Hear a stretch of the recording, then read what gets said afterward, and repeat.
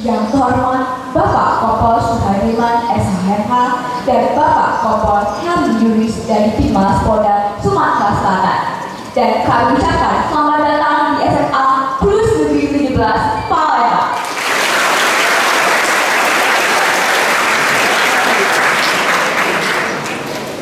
Yang kami hormati Bapak-bapak wakil kepala sekolah, Bapak Haduni selaku wakil kesiswaan SMA Plus Negeri 17 Palembang, Bapak staf khusus SMA Plus Negeri 17 Palembang, Bapak Ibu Dewan Guru serta teman-teman dan adik-adik yang saya banggakan.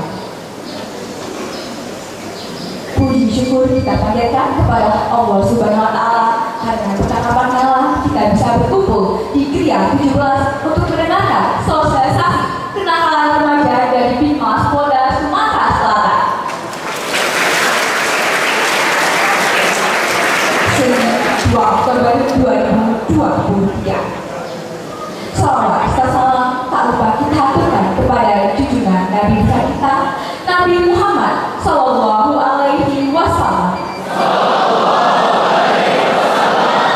beserta keluarga, kerabat dan pengikutnya hingga akhir zaman. Dan untuk mengawali acara kita pada hari ini, marilah kita bersama-sama melafazkan basmalah. Bismillahirrahmanirrahim. Dan agar acara kita berjalan dengan lancar pada hari ini, marilah kita berdoa yang akan dipimpin oleh Mushaf Suci Sandawi dari kelas 11-1. Kepada Mushaf kami persilahkan.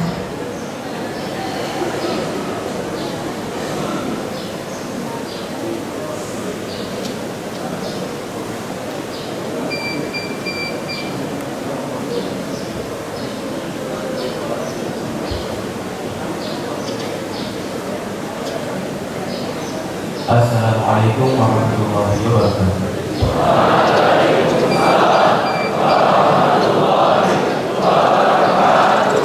Hadirin yang berbahagia, marilah kita mengangkat kedua belah tangan dan berdoa kepada Tuhan Yang Maha Esa. Pada kesempatan ini, izinkan saya berdoa secara Islam. A'udzu billahi minasyaitonir rajim. Bismillahirrahmanirrahim. Alhamdulillahi rabbil alamin. Wassalatu wassalamu ala asrafil anbiya'i wal mursalin wa ala alihi wa sahbihi ajma'in. Ya Allah, ya Rahman, segala puji kami panjatkan kehadirat-Mu, Tuhan yang Maha Pengasih lagi Maha Penyayang, atas segala rahmat yang telah Engkau berikan kepada kami semua, sehingga kami dapat berkumpul di pagi hari ini dalam keadaan sehat walafiat. Ya Allah, ya Wahhab, Engkaulah yang Maha memberi rezeki kepada semua makhluk-Mu, dari udara yang kami hirup, pakaian yang menutupi kami, hingga rasa kasih sayang yang kami miliki. Tanpa-Mu ya Allah, tiada daya kami di dunia ini. Oleh karena itu ya Allah, limpahkanlah karunia-Mu pada kami semua, dan berkahilah kehidupan kami agar membawa manfaat bagi diri dan sekitar. Ya Allah, pada momen hari kesaktian Pancasila ini, tanamkanlah nilai-nilai Pancasila dalam diri kami semua. Nilai ketuhanan, nilai kemanusiaan, persatuan, demokrasi, dan keadilan sosial, agar kami dapat membantu negara Indonesia dalam meraih cita-cita dan tujuannya. Ya Allah, ya Ghaffar, kami hanyalah manusia biasa yang memiliki banyak silas dan salah. Oleh karena itu, ya Allah, ampunilah dosa kami, dosa kedua orang tua kami, dosa guru-guru kami, dosa para pemimpin bangsa kami, dan dosa para pejuang yang telah mendahului kami. Ya Allah, ya Mujibas Sa'ilin, sungguh kami tidak memiliki daya di hadapan-Mu. Kami hanya dapat berharap, namun hanya kami hanya dapat berharap ya Allah dan berusaha, namun hanya Engkau yang dapat mengabulkan segala permohonan kami.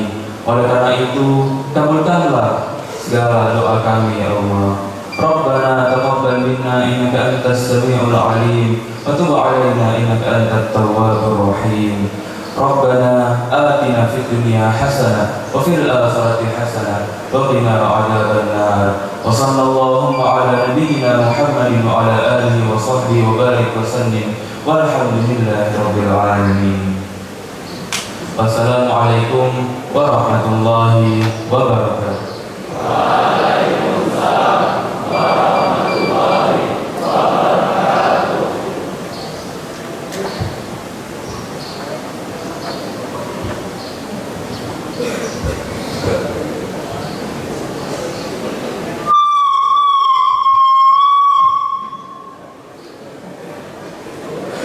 Acara selanjutnya adalah menyanyikan lagu Indonesia Raya yang akan dipimpin oleh Hadira Fani dari kelas 11 IMA. Dan hadirin dipersilakan untuk berdiri.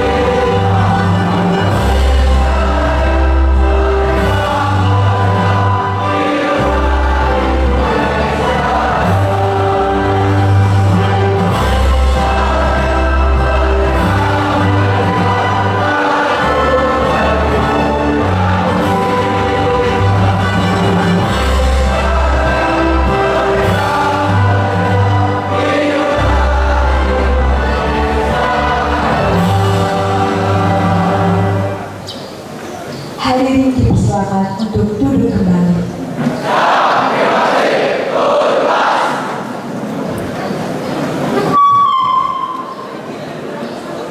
Acara kita selanjutnya adalah mendengar kata sambutan dari Kepala SMA Plus Negeri 13 Palembang yang diwakilkan oleh Bapak Hadirin EPD selaku Wakil Ketuaan SMA Plus Negeri 13 Palembang. Kepada Bapak Hadirin kami persilakan.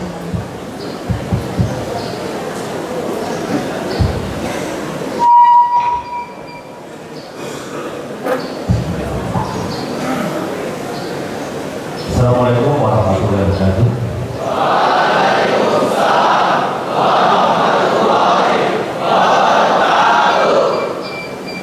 Yang hormati Bapak Suwardiman, Bapak Kompol Suwardiman SHFH, dan Bapak Kompol Halim Yunus beserta rombongan, Bapak Ibu guru yang hadir di aula ini serta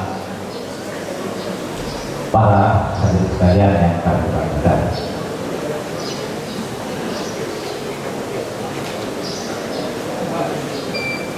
Sebagai umat yang beragama, pada keadaan intinya kita mengucapkan puji dan syukur dari Allah Subhanahu wa Ta'ala, kita masih diberikan kesehatan, kesempatan untuk dapat berkumpul di aula ini.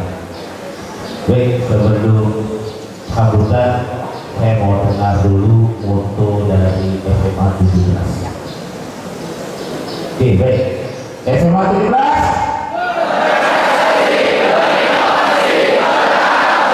Baik, terima kasih. Ya.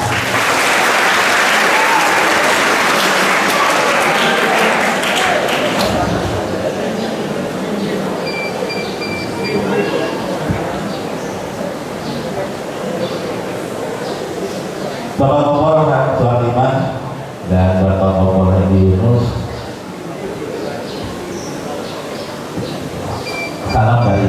sekolah, beliau cuma hadir di tengah-tengah kita dan beliau mewakilkan pada saya agar kegiatan ini dapat berjalan. Anak-anak sekalian,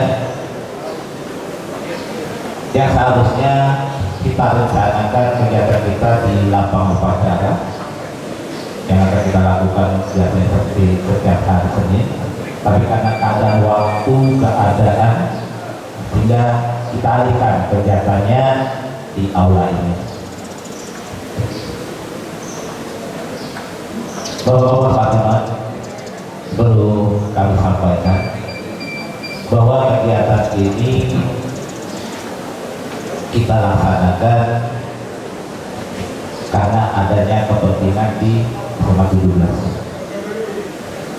Mungkin pernah kita lihat, kita ketahui akhir-akhir ini banyak sekali di medsos informasi tentang perundungan, ya, ada geng-geng yang tidak keluar, ada anak-anak yang berkata-kata tidak pantas, bersosial yang tidak pantas. Ini sangat menjadi perhatian kami sebagai Dewan Guru. Maka hasil diskusi dengan ibu kepala sekolah perlu adanya pembinaan. Selain dari Dewan Guru juga kita perlu mendatangkan dari pihak luar. Dalam hal ini kami mengundang dari pihak keluarga Bapak. Selain itu juga, ini tolong benar suaranya Mas, tolong. Selain itu juga berkaitan dengan Sulingja. Tahu Sulingja? Survei lingkungan belajar. Ini anak-anak kami yang kelas 11 kemarin sudah melaksanakannya dan paham itu. Dan Bapak Ibu guru juga ikut melaksanakan survei.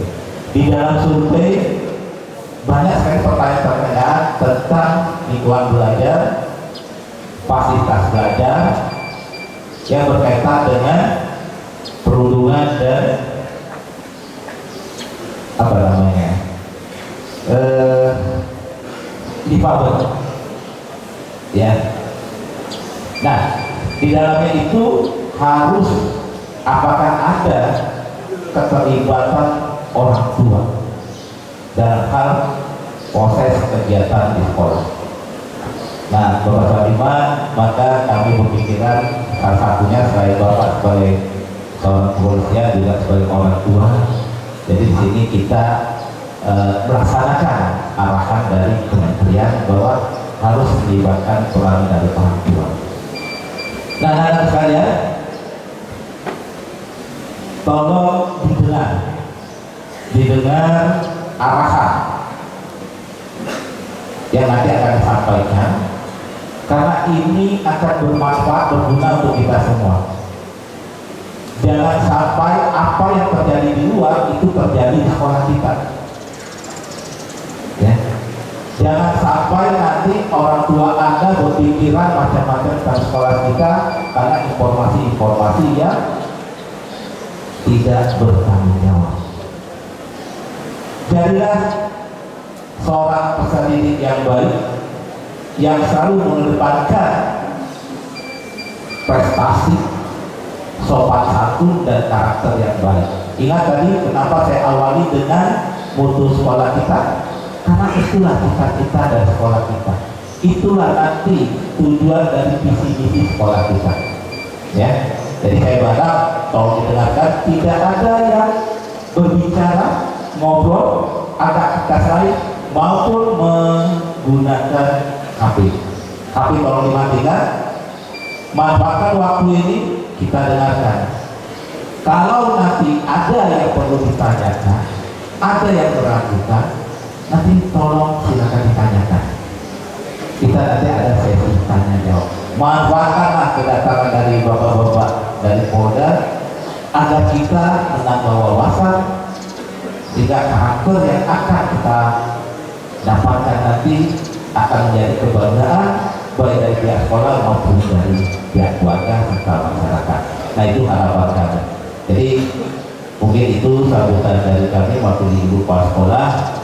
Jangan sampai nanti apa yang kita siapkan waktunya itu akan sia-sia. Itu saja bisa saya sampaikan. Terima kasih. Assalamualaikum warahmatullahi wabarakatuh.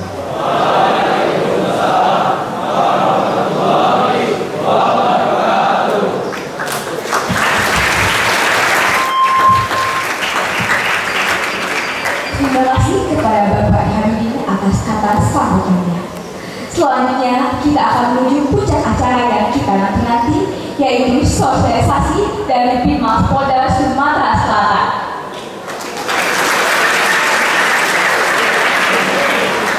Pertama-tama kita akan mendengarkan sosialisasi mengenai lalu lintas oleh Bapak Kompol Helmi Yunus. Kepada Bapak Kompol Helmi Yunus kami persilakan.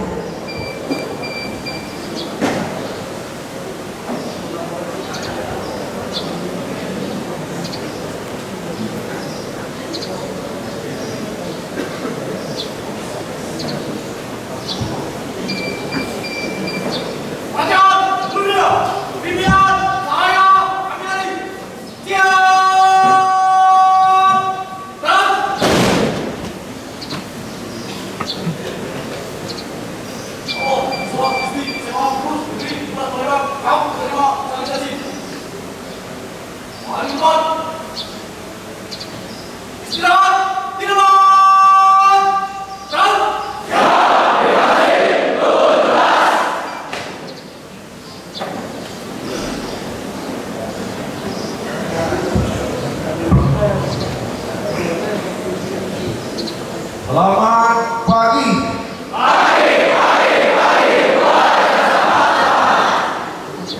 Alhamdulillah, semangat kali ini sekali. Saya sampai merinding, ya, merinding melihat semangat anak-anakku yang berada di sini. Ya. Sudah kelihatan sekali generasi penerus bangsa yang luar biasa. Ya, saya beserta dengan 4 personil. Ulangi, saya beserta dengan 4 personil, antara lain nama saya Kompol Helmi Yunus SOS, ya. Kemudian jabatan saya analis kebijakan Binsos Bimbingan Masyarakat Polda Sumatera Selatan yang baru menjalankan 6 bulan pindah dari Satuan Pengamanan Objek Vital, ya. Ditemani rekan kami Kompol Suwardiman, kemudian Ibda Hamri, kemudian Ibda Tommy, Ibda Roy, kemudian satu lagi Ibda Untung. Ini kami satu tim, ya. Setiap kami berkunjung kemana saja pun kami satu tim. Ada Polwan mungkin sebentar datang, ada pekerjaan yang banyak di kantor, ya selesai dulu, ya. Saya merasa senang, ya, bisa hadir di sini karena selama ini saya hanya lewat di depan SMP 17, tidak pernah masuk ke sini. Begitu saya masuk, saya terkejut sekali, luar biasa, di dalamnya luas sekali, ya. Baik, kepada yang hormat Bapak ulangi Ibu Kepala Sekolah, dan kami diwakili dari Wakil Kepala Sekolah, kemudian kepada staf pengajar, staf administrasi SMA Negeri 12. Kami terima kasih bisa diterima di sini untuk sosialisasi masalah lalu lintas, kemudian masalah bullying, ya, kemudian masalah kejahatan pelanggaran di media sosial dan narkoba. Dalam hal ini saya ulang lagi, tadi sudah saya perkenalkan diri, nama saya Kompol Helmi Yunus. Saya sudah 36 tahun dinas di kepolisian.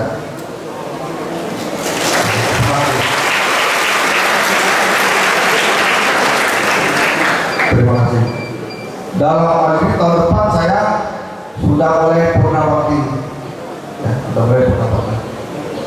Saya merasa di depan saya ini saya itu begini, ya, sudah kelihatan sekali di pancaran anak-anakku ini, kelihatan sekali bakal jadi generasi penerus bangsa yang digunakan, ya, bermanfaat bagi negara dan orang tua, ya. Amin, amin, amin. Ya. Nah, dalam hal ini, ya, tentunya saya pendahulukan dulu.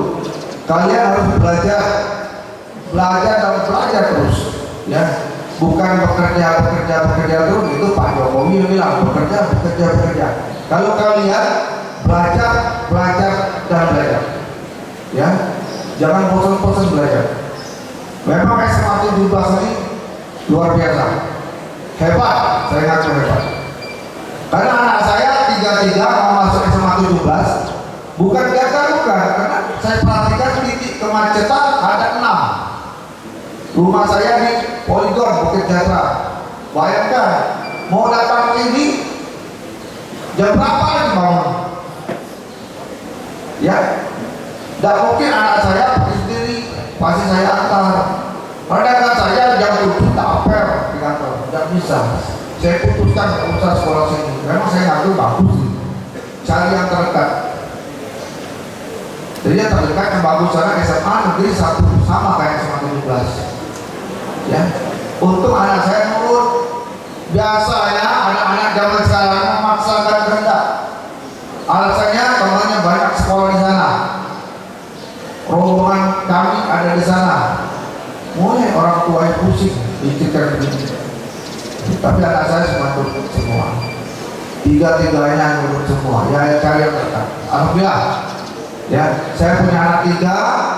Saya menjelang pensiun tahun depan. Ya, boleh katakan saya sudah cukup, ya, mendidik anak saya sehingga anak saya sudah boleh dikatakan bisa mandiri lah, ya, bisa mandiri. Anak saya 3, mohon maaf ya, adik-adikku, tolong nanti anak-anakku boleh kalian bercita-cita yang sangat tinggi tapi jangan belajar, ya, jangan belajar.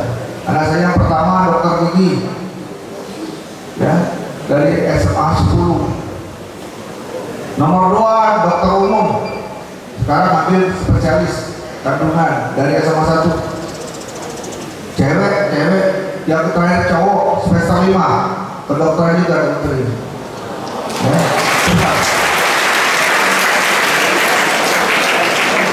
Terima kasih. Jadi saya sangat bangga sekali. Bukan mudah kita sebagai orang tua, tidak mudah untuk kita. Jadi kalian kalau punya orang tua yang perhatian kepada kalian, yang punya perhatian, mulai kebutuhan apa cukupi, ya manfaatkanlah itu. Ya, jangan sampai kalian itu orang tua bambu, ya, posisi orang tua kalian jam 12, ya, pas nanti kamu itu orang tua meninggal, kamu posisi jam 6. Berarti tidak? Berarti kamu sudah di bawah, tidak naik lagi. Minimal kamu mempertahankan posisi orang tua kamu jam 12. Ya, dengan memanfaatkan belajar setinggi langit, ya, kejar terus itu. Karena biaya ada dari orang tua kalian. Kalau kalian kerja kalian minggat, ya, itu kena kalau banyak minggat, bolos, ya, keluar dari rumah tanpa izin orang tua. Itu udah tanda-tanda bakalan menempati rumah orang tua kalian sampai-sampai tidak bisa memeliharanya. Orang tua kalian sudah nikah, untuk dijual harta. Itu banyak kejadian. Ya, nah itulah kira-kira gambaran anak-anakku. Ya, kalian sebanyak 660 ini, berarti satu angkatan 330. Berlomba-lombalah kalian. Ya, nanti kalian artinya sekitar 5 tahun lagi sudah ada gambaran kalian kuliahnya di mana, semester berapa. Ya, yang ketinggalan tetap ketinggalan, tidak bisa itu. Ya, sedih, ketinggalan jauh, minder. mulai minder. Ya, jadi kalau cita-cita jangan satu cita-cita, cari cadangan semuanya. Kalau masuk Akpol, Akmil silakan, tapi ada cadangan. Ya, cari sekolah yang ikatan dinas, kayak STPDN, ya. Jangan ambisi benar, cari cadangan. Ya, supaya kalian otak kalian masih encer, bisa masuk. Tidak masuk yang ini, ya, dia masuk. Ya, jangan dipaksakan, karena kita semua ada takdir Tuhan semua. Baik, saya akan menjelaskan masalah lalu lintas, karena saya dibesarkan lalu lintas. Ya, tapi saya juga pernah jadi di Sersa, tapi tidak lama. Ya, jadi Kapolsek di daerah Polda Babel, tapi tidak lama. Ya. Karena saya background saya lalu lintas, saya itu lalu lintas. Ya. Nah, yang jelas lalu lintas itu ya ada undang-undangnya.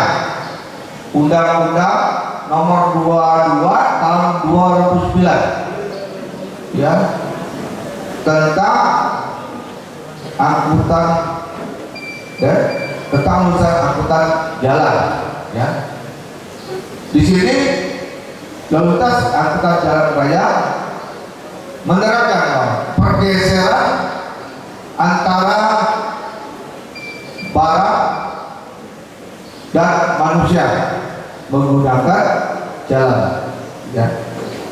Nah, sekarang saya tanya, ulangi, saya lihat anak akan pasti bawa kendaraan bermotor atau mobil, tapi dari hal kita lihat dari usia ya, membawa kendaraan motor itu ada umurnya untuk memiliki. Kalau motor 17 tahun, artinya kalau kalian masuk SD umur 6 tahun, berarti kelas 2 SMA kalian baru bisa ngambil SIM. Nah, sekarang kalian kelas 1 dan kelas 2 apa di sini? Nah, kelas 2. Kalau kalian kelas 1 sudah bawa motor, itu namanya pelanggaran. Ya. Karena ada undang-undang yang mengatur. Ya. Pelanggaran itu bisa mengakibatkan kecelakaan. Ya. Kalau orang tua kalian sayang dengan kalian pasti diantar. Itu kuncinya. Kalau kalian diberi kendaraan, bapak, ibu, pakai motor aja lah. Nah, itu terima resiko orang tuanya. Karena usia kalian belum mencapai 17 tahun, udah menggunakan kendaraan bermotor roda 2, tentunya pemikiran itu belum stabil, ya, ngebut pasti. Apalagi di depan ada cewek, pasti ngebut, ya, bangga, ngebut. Pokoknya narik gas tuh, gas siko-siko lagi berpelong, tancap terus. Karena ada cewek di depan, nah dilewatin. Itu kan. Jadi kenakalan di sini termasuk pelanggaran di sini, termasuk kenakalan remaja, ya, yang suka melanggar peraturan, ya. Namanya kenakalan itu, ya, yang suka melanggar peraturan. Ya, ini dilakukan oleh anak usia belasan tahun, ya, usia belasan tahun, ya, yang sifatnya tidak bisa mengontrol dirinya, ya, tidak tahu siapa dirinya, dia selalu ingin mencoba apa yang belum dia alami. Nah, ini celaka ya. Ini mencoba terus apa yang dia belum alami. Ya, saya juga pernah begitu. Ya, untuk orang tua saya ketat, khususnya ibu saya almarhumah kemarin kalau dia itu ketat sekali peraturannya, disiplin sekali. Apa gerak-gerik saya di rumah, saya tahu. Kalau saya itu orangnya modal mandi di rumah resah, masuk pintu kamar, dia tahu ada masalah. mulai intiknya kita kemana kita keluar. Nah itulah disiplin orang tua terhadap anak. Jika saya bisa berdiri di sini, saya bisa berdiri di sini berkat orang tua. Ya, saya terima kasih orang tua saya. Ya, terima kasih saya. Bukan.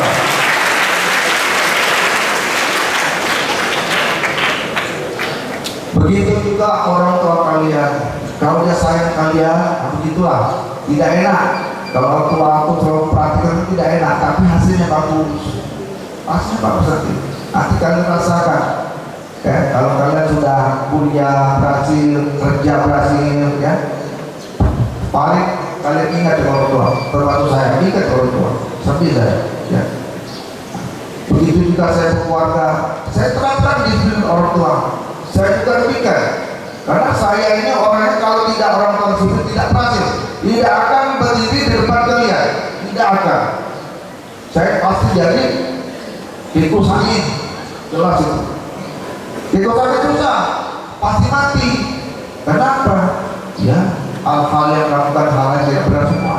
Minum, merokok, ya, mabuk-mabuk atau macam berdagang.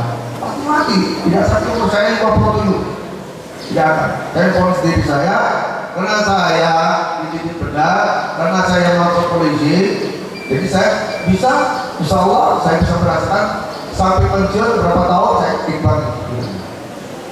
Nah, baik, untuk adik-adikku, anak-anak yang mengendarai kendaraan bermotor roda 2, ya, maupun roda 4. Kalau roda 4 itu umur 18 tahun.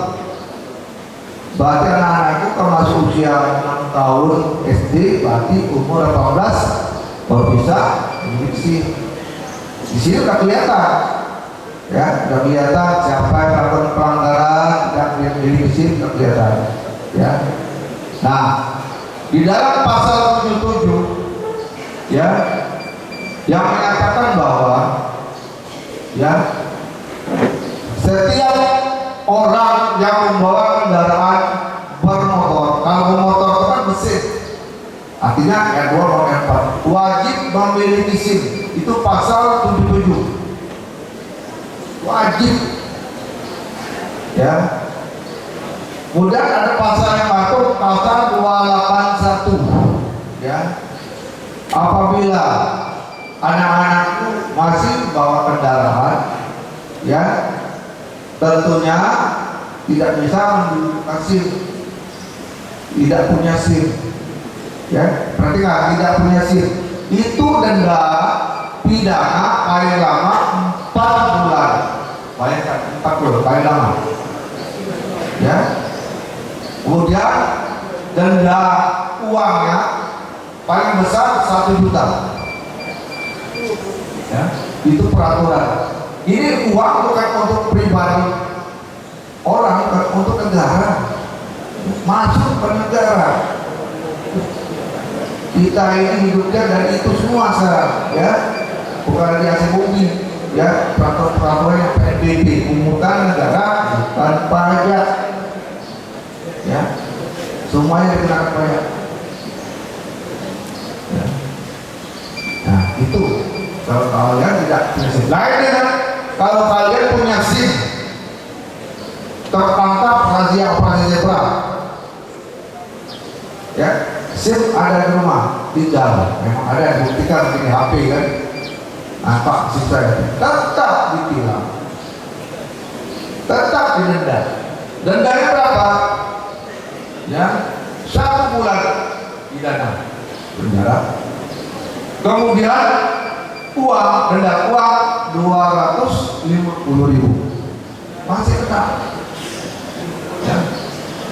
Jadi kalian benar-benar tolonglah, ya, kalau bisa, ya, kalau baru kelas 1 kelas 2 tuh bapak tidak yakin ada anakku punya SIM, kalau bisa diantar, ya.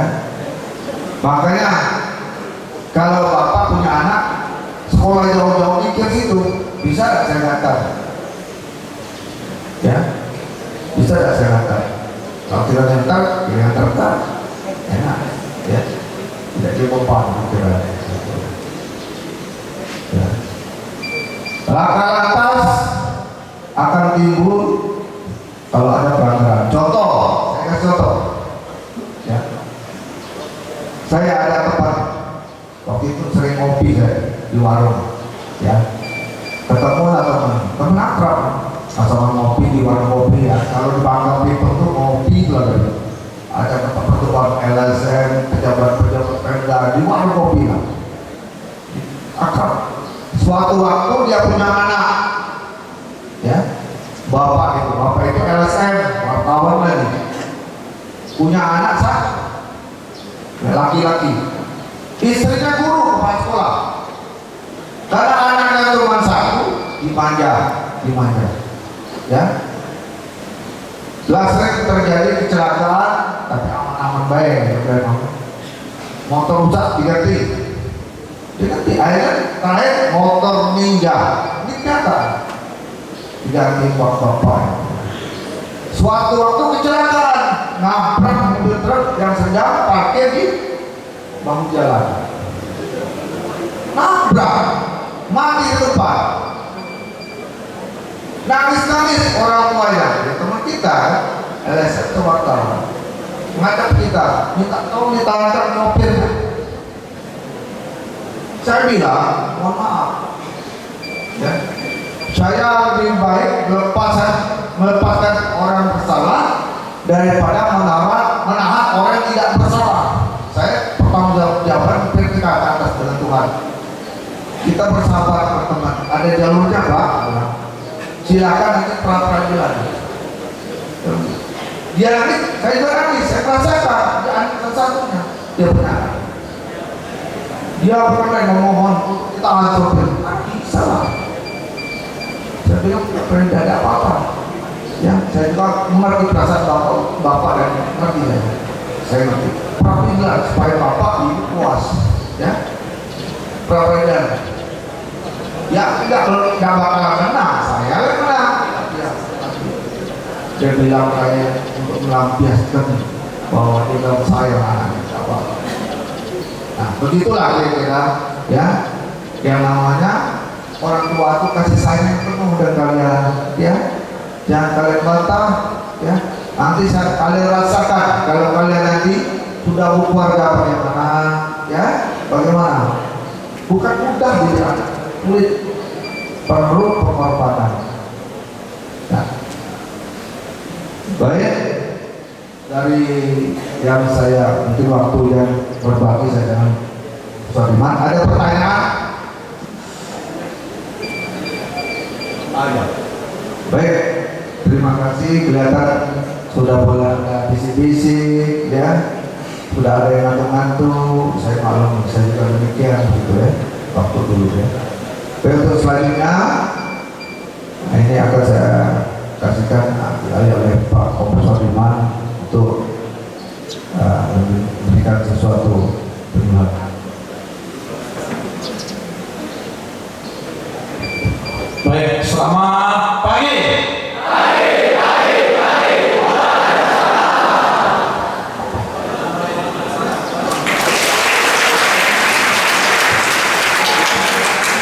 Nanti kalau saya teriak anak-anakku yang saya cintai dan saya banggakan, ambil posisi siap sambil teriak siap, ya. Coba kita ulangi 1, 2, 3. Anak-anakku yang saya cintai dan saya banggakan. Ulang, pecahkan gedungnya. Ambil posisi siap, letakkan kakinya, ya.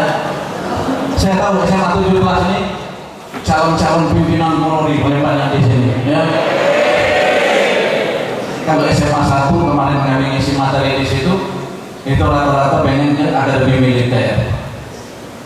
Seperti Pak Helmi tadi ngomong anaknya dokter. Anakku dari SMA masih SMA 17 sudah, tapi pengen dia ke Semarang.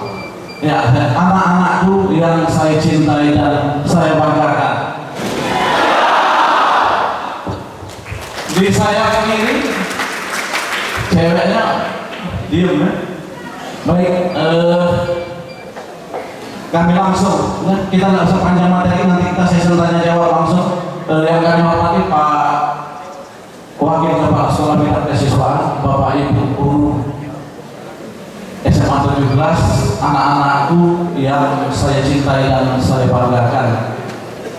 Kalau pelajaran saya mengasih materi bullying atau bully atau perundungan, ya,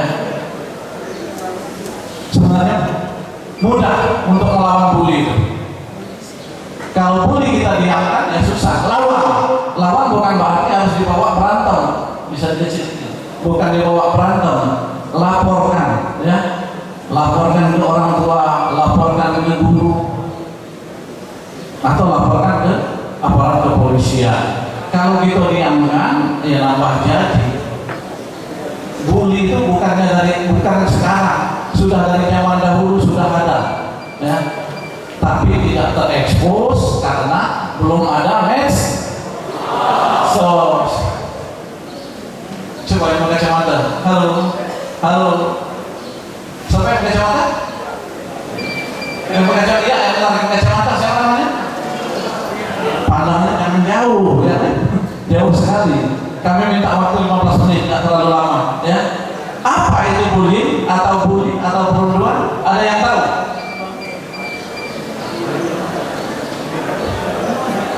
Ada yang tahu angkat tangan? Ya, coba deh. Ya, ada yang boleh. Ada yang lain? Supaya tidak tidur. Ada yang lain? Tidak, jangan takut. Silakan.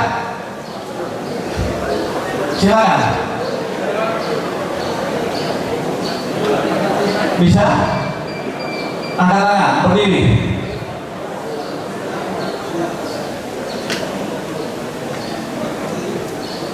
Belajar ngomong, ya.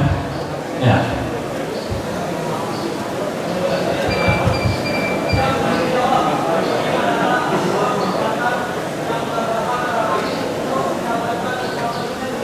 Ya, 75 nilainya. Tadi 30. Baik, ya.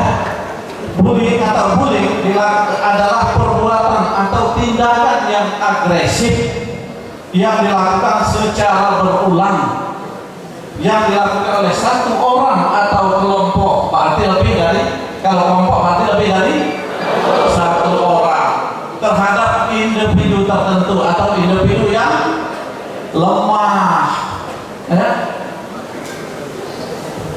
Jadi kalau dibiarkan, ya nambah jadi, ya. Sekarang mungkin anak-anak tuh kemarin nonton TV, ya, yang lagi ngetren kejadian di Cilacap, ya, itu luar biasa. Kalau anakku, ya, aku bicara bukan sebagai anggota polisi, dia buat anak itu, patah-patahnya udah deh, ya, orang tuanya nggak pernah, ya. Jadi jangan mau anak-anakku dibully, ya, laporkan. Kalau didiamkan terus, ya, baik.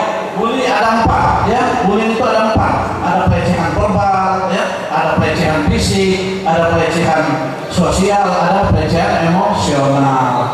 Seperti yang disampaikan oleh adik tadi, ya, pelecehan verbal, perbuatan yang tidak menyenangkan, rata-rata fitnah, ya, yang disampaikan, yang belum tentu orang yang kita sampaikan tadi berbuat seperti itu.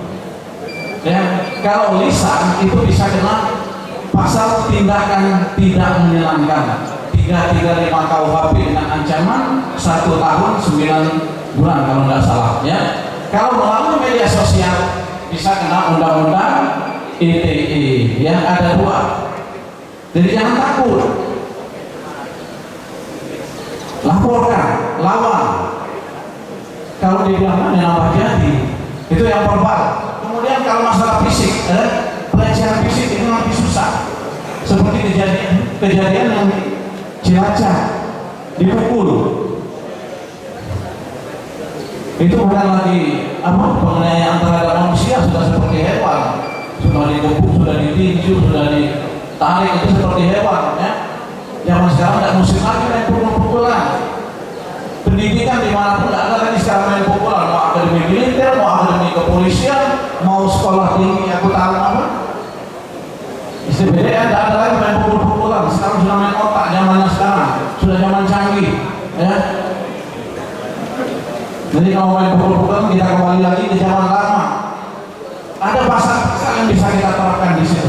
Kalau bullying perbuatan fisik, ya, ada 351, 352, penganiayaan ringan dengan ancaman 9 bulan, penganiayaan berat ayat 1-nya bisa 2 tahun 9 bulan, ayat 3 mengakibatkan, ayat 2 cacat 5 tahun ke atas, ayat 3-nya 351 mengakibatkan meninggal dunia, ya, 50 tahun seumur hidup atau hukuman mati. Bisa 170, penganiayaan dilakukan lebih dari 1 orang, itu ancamannya 7 tahun ke atas. Jadi ada aturan-aturan yang sudah ada, ya. Belum lagi undang-undang perlindungan anak yang bisa kita pakai di situ. Kalau undang-undang perlindungan anak, pelakunya orang dewasa, ancaman hukumnya lebih berat, ya, lebih berat. Tetapi kembali lagi kalau anak-anak, kami kemarin sempat melakukan penyuluhan di Pak Jo. Rata-rata yang berjalan hukuman di LP Pak Jo, di LP anak itu usianya 18-20. Memang usia-usia ya masih sekolah, tapi karena mereka melakukan perbuatan pidana, entah itu penganiayaan atau narkoba, mereka terpaksa menjalani hukuman, ya. Jadi kalau mau melakukan hal-hal, ya, yang negatif, mungkin bully atau penganiayaan, ya, tolong dipikirkan dulu akibatnya. Akibatnya bukan untuk anak-anak sendiri, orang tua itu sudah susah. Kalau sudah berurusan dengan hukum, mau tidak mau, ya, cap dari masyarakat atau hukuman sosialnya akan lebih berat, karena pasti sampai ceritanya kemana-mana bahwa anak si A kemarin ditangkap polisi kasus ini, dia ngapel mau nemui cewek pun disampaikan, nggak usah pacaran sama si Anu. Dia baru keluar dari penjara karena menjalani hukuman, ya. Kemudian pelecehan sosial itu yang ketiga, berupa tindakan yang mengecualikan, mengisolasi atau menyebarkan gosip atau fitnah. Seperti yang Bapak sampaikan tadi, perbuatan tersebut belum tentu dilakukan, tapi sudah diceritakan. Kadang perbuatan ini membawa nama orang tua yang si korban. Padahal orang tuanya tidak tahu menahu, disampaikan, ya. Ada pidananya juga, ya. 310, 311 itu ada pidananya. Kalau sudah dilaporkan ke pihak kepolisian, ya mau tidak mau, kalau sudah menjalani hukuman pasti stop atau berhenti sekolahnya. Nah, kemudian yang keempat, pelecehan emosional. Pelecehan emosional ini menyebabkan stres, kecemasan. Ini kejadian di Jakarta, anak SMP kemarin, ya, ada anak di TV kan yang loncat dari lantai 4, ya, karena dia ini kecil hati, tidak dapat kawa, dikatuin terus. Ujungnya apa? Dia nekat mengakhiri hidupnya. Kalau lantai 1 ke lantai 2 4 meter. Kalau lantai 4 berarti 16-an, ya, 15 atau 20, ya, mati lah pasti, ya. Itu masalah bullying, ya. Dampak apa yang bisa ini kan? Dengan terjadinya bullying itu ada dampak yang kita dapatkan, ya, dampak emosional dan mental, menyebabkan gangguan emosi dan mental pada korban. Nah, kalau korban sudah mengalami gangguan mental, ya, emosi, stres, kehilangan kepercayaan diri, ya pasti turun kualitas hidupnya, kualitas untuk belajar, untuk sekolahnya males, pasti, ya. Kemudian masalah kesehatan mental, memiliki risiko yang lebih tinggi untuk mengembangkan masalah kesehatan mental. Beberapa korban bahkan dapat mengalami pemikiran atau perilaku yang buruk. Itu kembali lagi ke bunuh diri, kembali lagi ke kenakalan remaja, memakai obat-obat terlarang. Kalau sudah tentang obat-obat terlarang, ya, untuk kembali lagi susah. Nanti juga akan menjelaskan sepintas lalu masalah narkoba, ya. Kalau sudah makin narkoba, antara dua, kalau tidak mati, ya ditangkap polisi. Kemudian ya, akademik menurun. Kalau sering bullying, benar. Kemauan untuk sekolah, belajar, untuk pergi ke sekolah aja takut kalau sudah dibully. Apalagi mau ngikutin pelajaran, ketemu kakak kelas atau yang mau bully, pasti takut. Ujung-ujungnya apa? Banyak lamun, ya. Gangguan hubungan sosial, kembali lagi tadi kami jelaskan. Kualitas hubungan, interaksi sosialnya, ya, berkawan dengan kawannya juga terkendala. Itu dampak negatifnya, ya. Kemudian juga kita semua tahu masa remaja itulah masa yang penuh dengan perubahan. Tantangan juga penuh dengan peluang untuk mencapai masa depan yang lebih baik, berguna bagi diri sendiri, orang tua, ya, nusa bangsa dan agama. Pasal 285 ayat 1, setiap orang, ya, jerat hukum bagi pelaku kekerasan terhadap anak. Pelaku kekerasan terhadap anak dapat dijerat dengan pasal 80 ayat 1, junto pasal 76 C Undang-Undang 35 tahun 2014 tentang perlindungan anak dengan ancaman pidana 3 tahun 6 bulan. Ini undang-undang perlindungan anak juga kami sebutkan tadi, pidana umumnya. Kemudian di pasal 76C, setiap orang dilarang menempatkan, membiarkan, melakukan atau menyuruh kekerasan terhadap anak. Ini ada ancaman hukuman juga, ya, 3 tahun ke atas. Kemudian pasal 80 Undang-Undang Perlindungan Anak, ya, setiap orang yang melanggar ketentuan sebagai dimaksud dalam pasal 376C dipidana dengan penjara 3 tahun 6 bulan atau denda 72 juta, ya. Jadi tolong, ya, anak-anakku yang kelas 11 12, ya, senioritas zaman sekarang tidak ada lagi. Jangan masa kelas 11, kelas 10 itu juniornya minta dilayani, tidak ngerti lagi sekarang, ya, sama menghormati boleh, ya, hukuman terhadap junior boleh, tapi jangan melakukan penganiayaan atau pemukulan. Silakan tindak dengan fisik, suruh push up atau berlari, tapi jangan sentuh. Kalau anak-anakku lakukan dengan kekerasan, ancaman hukuman pidananya menanti Anda, ya. Kita tidak tahu yang kita pukul atau yang kita bully itu anak siapa, kita tidak tahu. Di SMA 17 ini rata-rata banyak anak pejabat, ya. Jadi kalau untuk melakukan kekerasan, hati-hati. Sekecil apapun cerita SMA 17 ini sampai keluar. Kemarin baru ada lagi kan penganiayaan, walaupun diselesaikan di sekolah, orang tuanya kan tidak senang. Jadi hati-hati, kalau dilaporkannya ke polisi, ya kena. Cita-citamu yang harus kau tempuh, harus kau kejar, akan terhambat atau sia-sia karena harus menjalani hukuman, ya. Kemudian masalah perkelahian, ya, masalah kenakalan remaja tadi. Remaja itu antara usia 18 sampai berapa? Dewasa kan 20 ke atas. Jadi masa-masa yang memang paling menyenangkan ya masa remaja, ya. Jadi anak-anak yang kelas 11, 12, ya, itu masa remajanya, lagi tinggi-tingginya, umurnya lagi kencang. Jadi tolong, ya, isilah dengan kegiatan yang positif, isilah dengan kegiatan olahraga atau seni. Persiapkan, ya, persiapkan masa depan anak-anakku.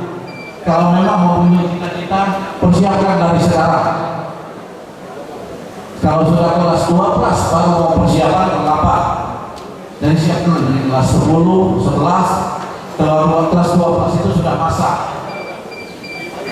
Jadi kita sudah siap. Apalagi untuk persiapan fisik itu 6 bulan dulu, minimal 1 tahun kita persiapkan. Berapa tahun penerimaan akademi kepolisian dari SMA 17 semua kemarin yang diterima. Ada 7 teman yang berangkat kemarin. Kakak-kakak kelas atau senior kalian, ya, merupakan suatu kebanggaan. SMA 17, ya, mengeluarkan calon-calon pemimpin Polri, ya. Harapan kita 20 tahun lagi ada Kapolri dari Palembang lagi menggantikan Pak Tito Karnavian yang kemarin. Kalau kemarin pimpinan Polri dari SMA 2, kita harapkan ke depannya dari SMA 17, ya.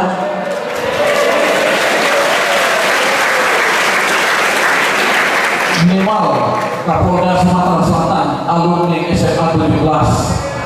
Ya. Kalau kemarin ketua KPK gubernur itu SMA 3 alumni.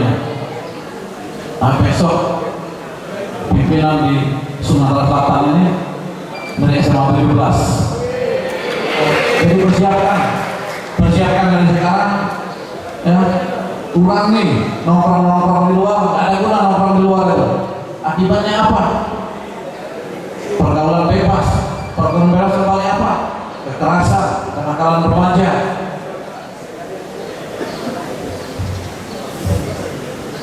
Orang tua sudah berusaha, ya, untuk mencarikan sekolah yang terbaik. Jadi baru memanfaatkan kesempatan belajar, ya, dengan sungguh-sungguh sehingga pada saat nanti mengikuti tamat dari sekolah mau kuliah atau mengambil sekolah kedinasan bisa masuk atau bisa lulus. Nah, kembali ke narkoba juga nanti Pak Emre, silakan Pak Emre. Pak Emre dan narkoba. Pak Emre juga kenal dari kasus pernah di narkoba. Narkoba kemarin sudah pernah kami jelaskan, ya. Ciri-ciri yang paling mencolok, paling mudah, ya, sering kutu atau menyendiri atau dari sininya, ya, ada tarikan di sini. Itu narkoba.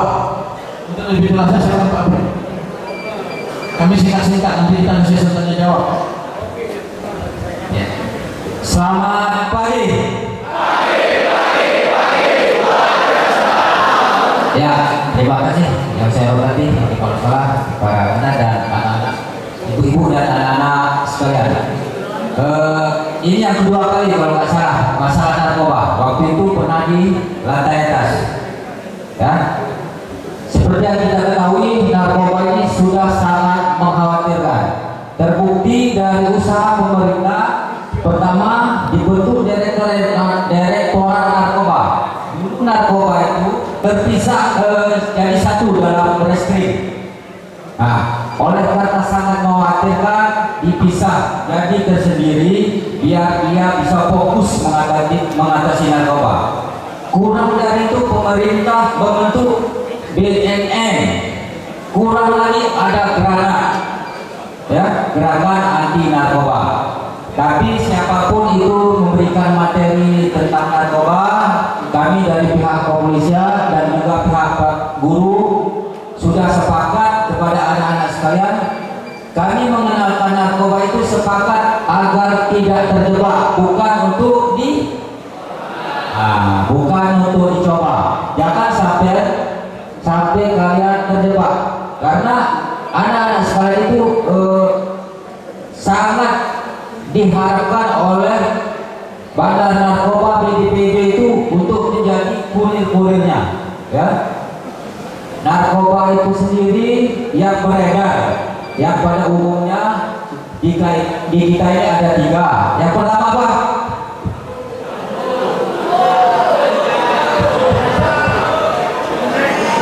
Ya, betul. Yang sering di tempat kita ini ada 3. Sebenarnya narkoba itu banyak macamnya, ya. Mungkin kalian sudah lihat di media sosial atau apa-apa. Tapi yang paling sering di kita ada 3. Yang pertama sabu, kedua inek atau ekstasi, ketiga ganja. Nah, saya lihat juga tadi di lingkungan ini ada akibat pemakaian narkoba. Saya baca itu tadi. Berarti di sini sudah ada sosialisasi tentang bahaya Karena narkoba itu begitu kamu masuk dalam lingkungan narkoba cuma ada dua pilihan, ya, cuma ada dua pilihan. Pilihan pertama kamu di penjara. Pilihan kedua apa? Meninggal sampai mati. Tapi menurut saya itu bukan pilihan, ya. Ini kami terangkan. Kebetulan saya pernah dinas di narkoba kurang lebih 10 tahun, ya, kurang lebih 10 tahun saya dinas di narkoba. Ini yang kami alami sendiri. Sabu yang sekecil itu pernah kami coba di daging yang besar ini, daging sapi, ditaruh kayak micin kecil itu jadi hitam. Itu kami coba sendiri itu. Jadi bayangkan, ya, bayangkan berapa ribu urat saraf yang putus gara-gara narkoba. Dan kalau kalian sudah termasuk di situ susah untuk keluar karena dia menyerang saraf dan darah. Ya, itu yang paling penting. Nah, anak-anak sekalian ini kalau bagi para pengedar dan bandar itu sangat diharapkan karena kalian tidak nyata untuk menyebarkan narkoba itu. Kami dari kepolisian kan, ini anak-anak sekolah nggak mungkin. Padahal tuh kalian itulah yang paling banyak. Dan narkoba itu apa? Tidak memandang usia, tidak memandang status, tidak memandang jabatan. Mungkin kalian sudah tahu, polisi sudah banyak, ya, banyak polisi sudah banyak. Dan perlu kalian tahu, tidak ada satu polisi pun yang lolos dari narkoba, pasti dipecat. Pasti dipecat.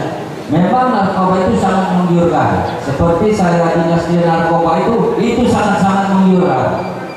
Apa tidak menggiurkan? Kerja tiap malam tempat hiburan, ya, apapun ada, cewek, narkoba segala macam ada semua. Nah, memang sangat menggiurkan. Uangnya banyak, ya. Kalau kita tidak kuat, selesai kita jadi polisi, ya, pasti selesai, tidak mungkin nggak selesai. Nah, itu narkoba yang paling utama itu yang paling jangan sampai kalian kena itu dari awalnya dari rokok. Itu ganja itu awalnya dari rokok. Itu berbentuk tanaman.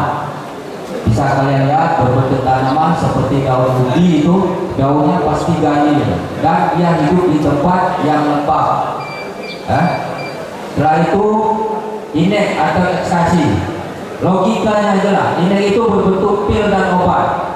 Ya, kalau kalian tidak sakit, untuk apa makan obat? Untuk apa makan obat? Kalau kalian tidak sakit. Setelah itu ada sabu. Sabu itu berbentuk kristal dan pemakaiannya pun harus memakai alat, ya, tidak langsung dipakai, itulah memakai alat. Cuma pesan dari kami jangan pernah coba-coba, ya, jangan pernah coba-coba. Itu bukan bahan untuk dicoba, ya, jangan pernah sekali-sekali. Dan narkoba sifatnya itu yang pertama pasti gratis, pasti gratis. Gratis pertama gratis, kedua gratis, ketiga apa?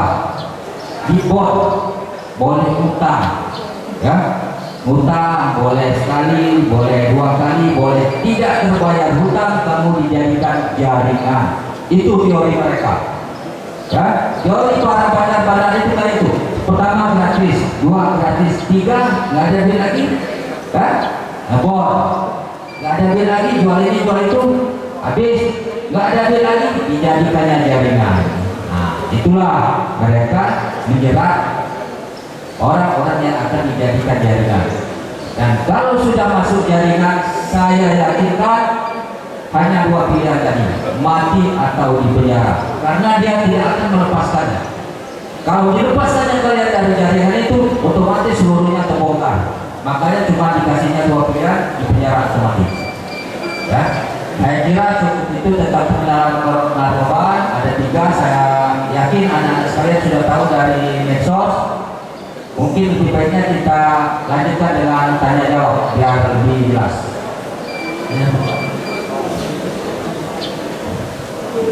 Ya, silakan. Anak-anak kalau ada yang mau ditanyakan tentang narkoba, bullying atau lalu lintas, kami persilakan. Kepada para hadirin, selamat untuk maju tangannya dan memperkenalkan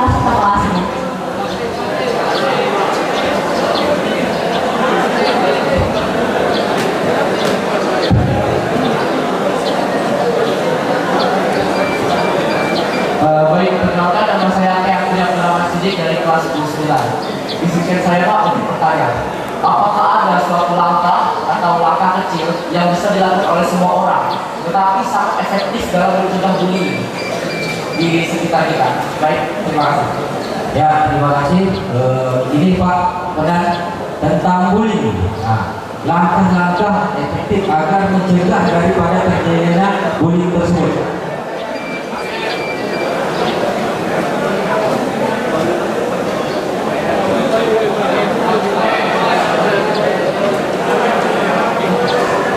Pak Asika dulu ya, ya silakan.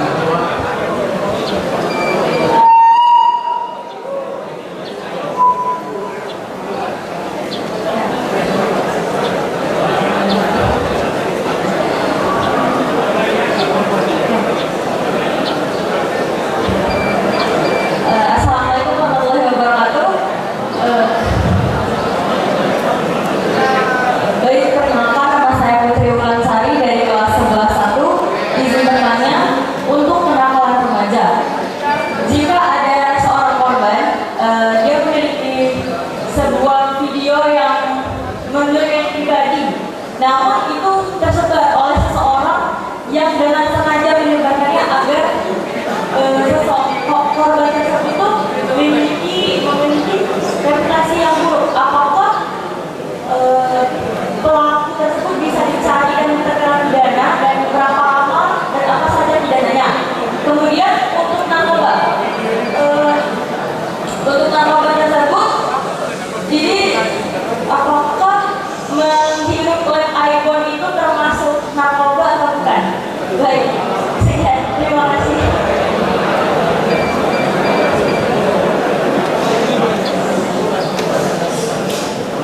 Assalamualaikum warahmatullahi wabarakatuh. Perkenalkan, nama saya Muhammad Alfred Basihan dari 11-6. Izinkan saya bertanya. Saya ingin menanyakan tentang pembalasan pembulian. Seperti yang dikatakan kalau melakukan kekerasan verbal dan semacamnya bisa dikenakan tindak pidana. Nah, apabila kita membalas pelakuan pembulian dengan alasan bela diri dan melakukan perlakuan verbal atau semacamnya, lalu yang membuli kita malah melawan kita dengan perlakuan kita tadi, apa kita bisa disalahkan? Dan apa Kita kenali dulu lingkungan. Jadi kalau kita kenali lingkungan, ya, kemudian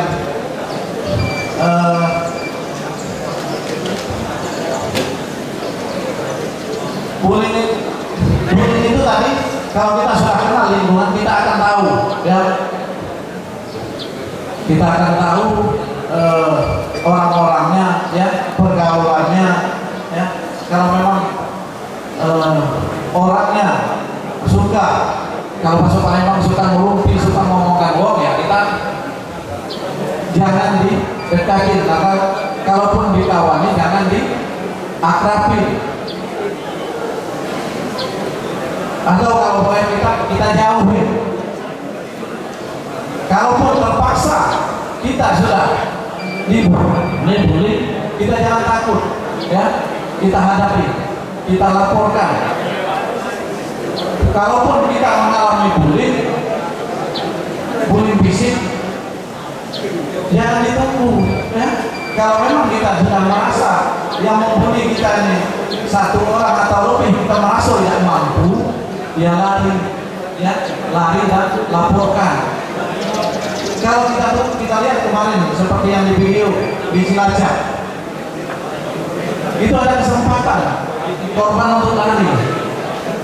Walaupun si pelaku ngancam, dia ngancamnya kepada teman-temannya, jangan dipisah, jangan dilarang yang membuli, ya, membuli fisik.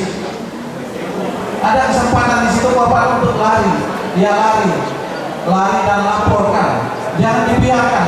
Kalau dibiarkan ya besok terus membuli, dibulinya terus kita.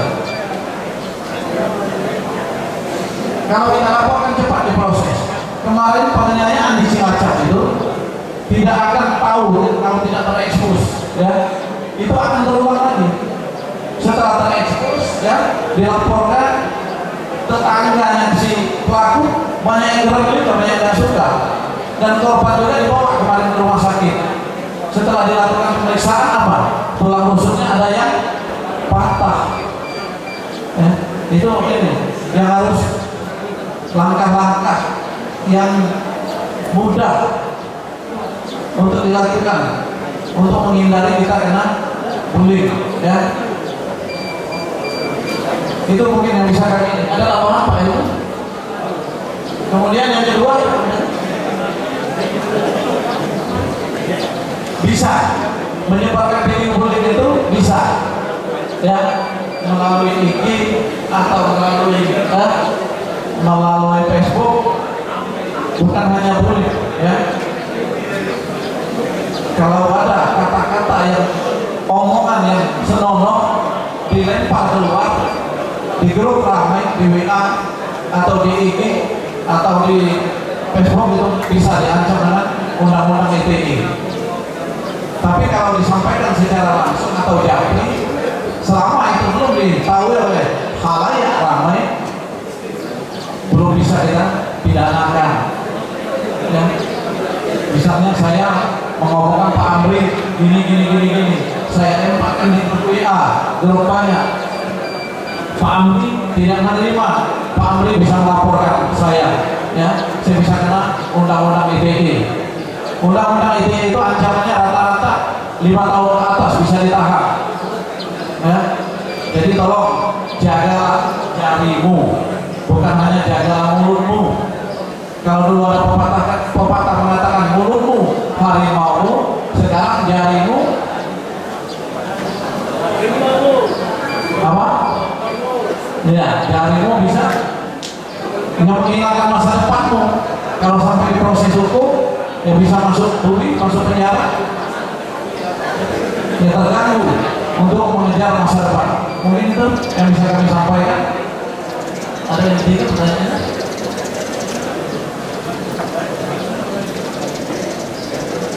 Narkoba tadi sudah dijelaskan Pak Amri, banyak yang bermacam-macamnya, tapi yang beredar di Indonesia ini ada 3. Kita tidak usah bicara heroin. Kalau heroin, narkoba heroin dari Amerika Latin itu yang pakai kalangan menengah ke atas, artis, ya, yang biasa di Palembang kita kirim dengan ganja, nek, ya, atau ekstasi, sabu.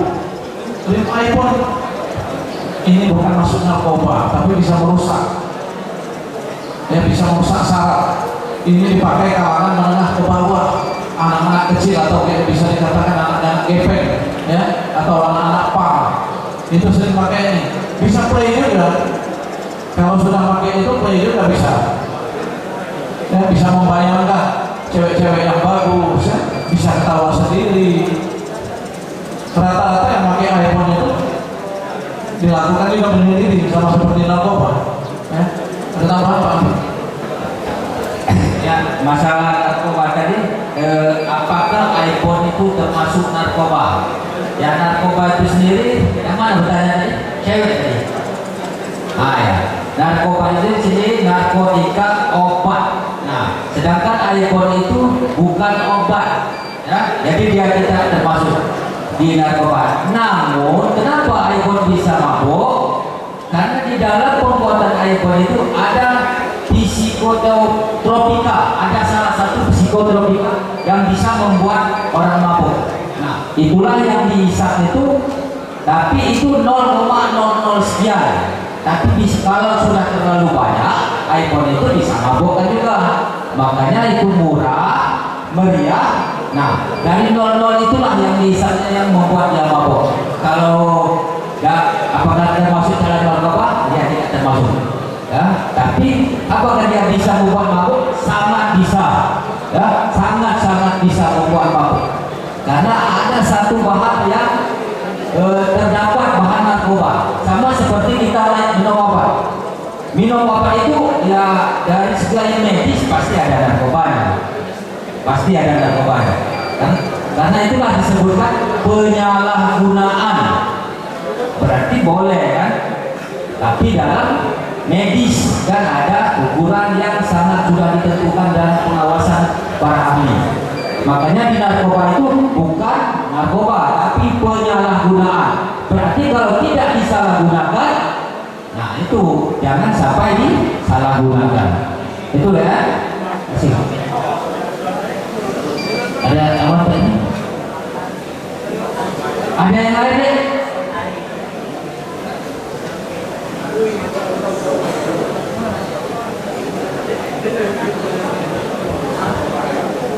Assalamualaikum warahmatullahi wabarakatuh.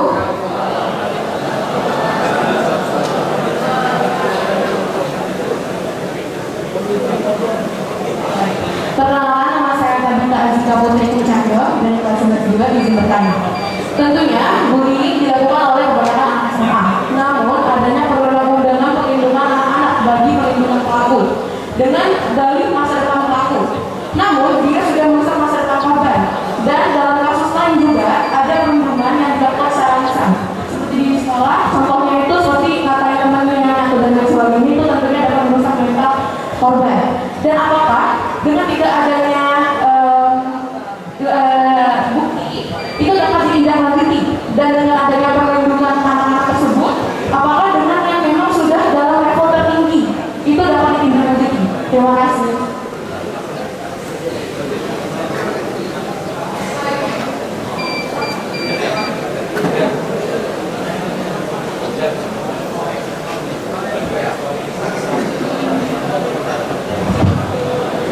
Bullying itu tentunya ada di kebanyakan SMA, dan tentunya pelaku bullying yang biasanya sudah termasuk tingkat atas itu dapat merusak kebanyakan dari perilaku korban.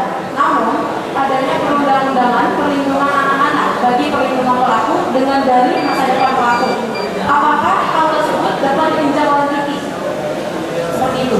Namun ada juga di kasus lain yang dimana pembulian ini dilakukan secara lisan dan tidak ada adanya bukti. Apakah ini dapat ditindaklanjuti oleh kepolisian atau mungkin dapat ditindaklanjuti oleh sekolah? Apa tindak lanjut yang dapat kita lakukan sebagai teman-teman itu sendiri? Terima kasih.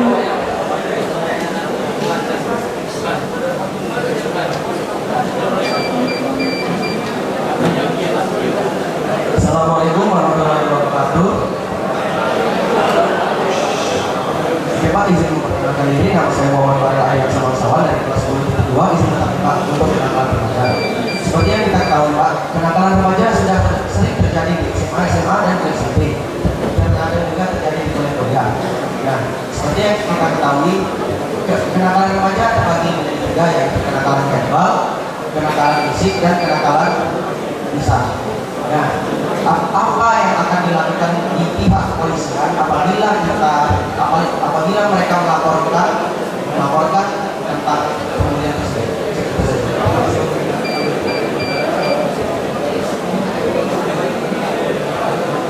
Assalamualaikum warahmatullahi wabarakatuh.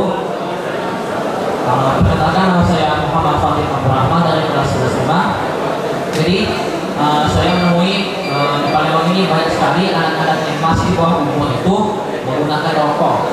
Nah, apakah kita sepenuhnya bisa menyalahkan anak-anak tersebut atau penjualnya yang memang memberikan rokok kepada anak-anak yang bawah umur tersebut?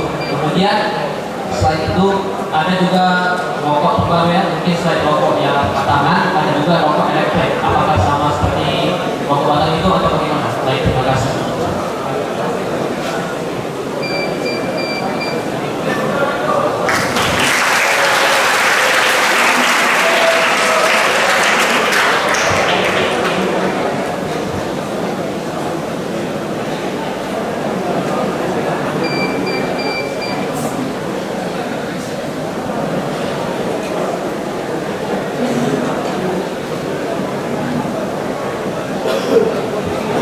Ya, terima kasih, pertanyaannya bagus-bagus.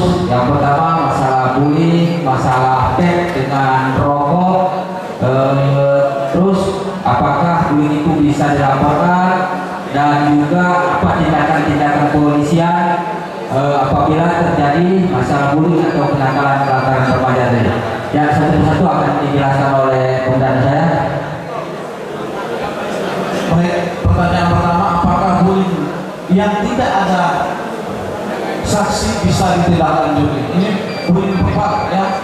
Kalau tidak ada saksi, bullying verbal itu kan bisa dalam bentuk tulisan. Kalau dalam bentuk tulisan bisa, tapi kalau lisan kita perlu dua alat bukti. Bukti pertama apa? Ya dari keterangan korban, itu sudah alat bukti. Bukti keduanya apa? Ya tulisan tadi. Kalau dia menggunakan media sosial atau ya. Tapi kalau dia lisan, saksinya hanya korban dengan pelaku, susah untuk kita tindak lanjuti. Tapi biasanya bullying itu lebih dari satu. Bisa dari teman pelaku juga, namanya saksi mahkota. Ya, bisa kita adu keterangan antara sama tersangka satu dengan tersangka dua. Itu kalau keterangannya sama, itu merupakan bukti petunjuk kalau dihukum. Ya, itu masuk alat bukti juga. Ya, tergantung nanti kembali penyidiknya. Kalau penyidiknya uleh, ya, insya Allah bisa. Tapi kalau penyidiknya tidak uleh, ya agak susah memang pembuktiannya. Jadi yang perempuan yang lisan. Tapi kalau dia menggunakan media sosial, saya jawab bisa. Ya, tapi kalau secara lisan, tergantung dengan penyidiknya. Bisa tidak dia membuktikan. Minimal untuk mencari dua alat bukti dari kasus itu bisa ditindaklanjuti. Kalau satu alat bukti tidak bisa kita tindaklanjuti. Jadi keterangan tersangka satu, keterangan satu dengan dua itu bisa kita adu. Itu petunjuk, bukti petunjuk juga merupakan alat bukti. Ya, mungkin itu yang bisa kami sampaikan. Yang kedua tadi masalah kenakalan remaja. Kenakalan remaja ini yang ancaman hukumannya di bawah 5 tahun, itu ada kebijakan dari pimpinan Polri, karena remaja merupakan generasi penerus bangsa.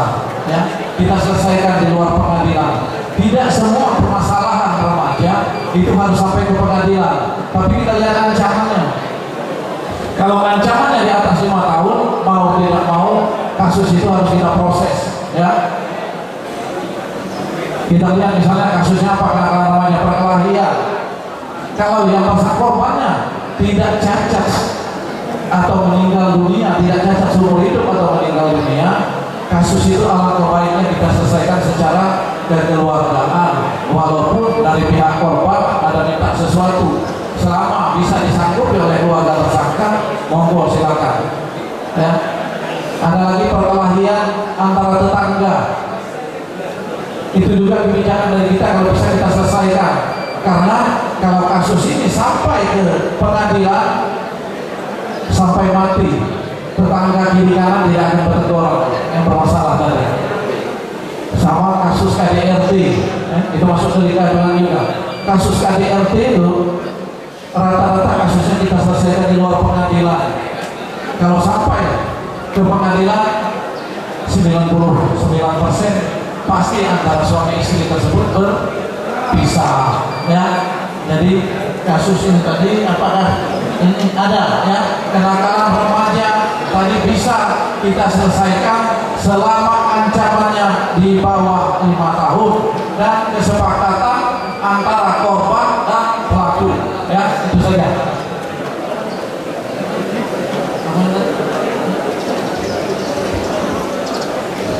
Apa upaya yang dilakukan oleh polisi untuk mengatasi bullying?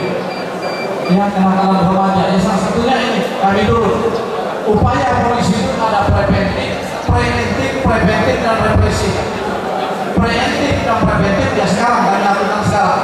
Kami turun sosialisasi, ya.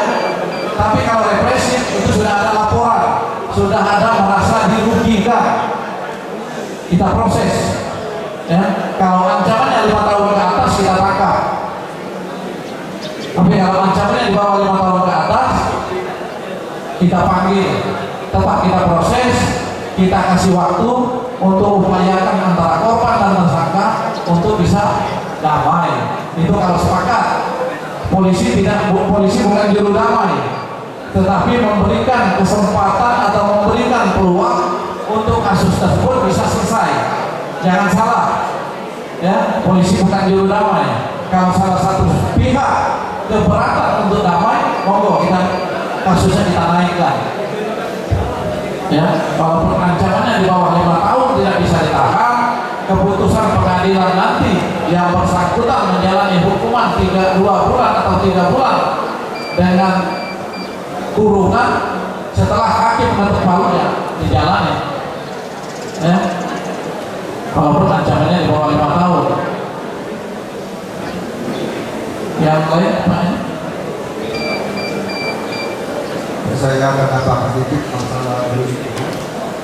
Yang pertama masalah bullying kan kamu perhatikan, ya.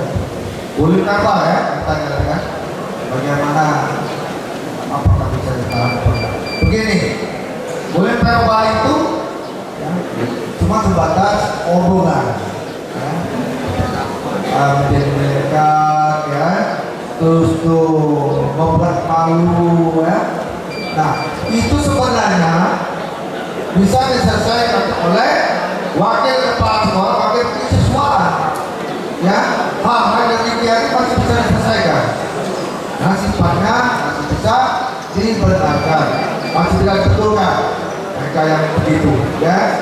Tapi dari zaman dulu bullying itu memang ada verbal, ya. Nggak usah kita murid, guru juga ada bilang, yang nomor giginya di maju depan. Ini ada, ini apa? Ada pertanyaan. Maju kami turun. Nah, itu kan termasuk bullying guru terhadap anak didik. Ya, saya saksinya dulu, ya, tidak ada masalah. Kalau sekarang komplain sekarang, ya.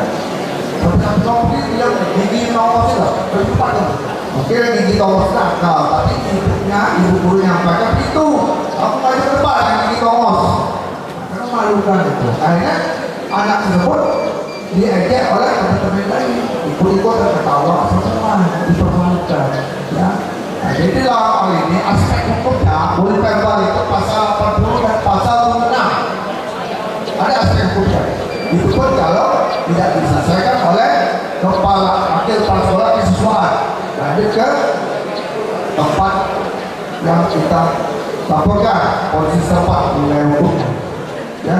Itu pun juga ancaman hukumnya cuma berapa bulan? 6 bulan. 6 bulan. Ya, ringan sekali. Capeklah kita berusaha. Ya, capeklah kita berusaha. Jadi itu tadi yang dapat saya sampaikan masalah bullying verbal. Itu pun kita harus melapor ke polsek dulu atau ke Polresta. Itu pun juga nanti kepala sekolah yang repot, khususnya wakil kepala siswa. Demikian ya, terima kasih.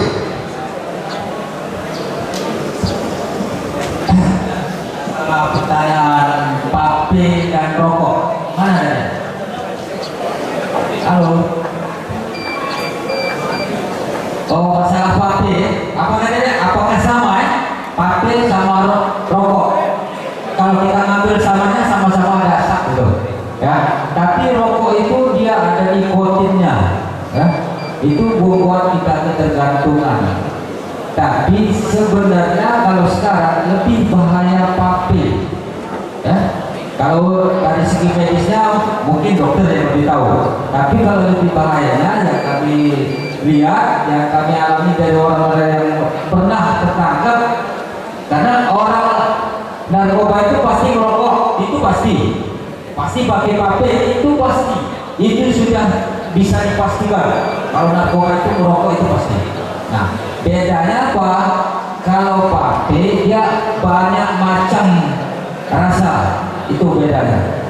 Tapi kalau bahayanya, kalau saran dari kami jangan, ya, jangan. Vape dia pakai alat, rokok dimanapun bisa kita lakukan, ya. Itu nggak ada beda, sama-sama asap, sama-sama bisa mempengaruhi saraf, ya. Itu awal dari narkoba, terutama untuk ganja. Dan perlu kalian ketahui, vape ada rasa ganja. Mau tahu? 600.000 harganya sini, sudah kami dapat, ya. Jadi jangan ada itu cairan yang ganja itu dari bijinya kalau mau tahu. Itulah namanya bajing kalau di Aceh. Kebenaran saya pernah di Aceh 4 tahun, jadi saya tahu. Nah, itu ada sekarang.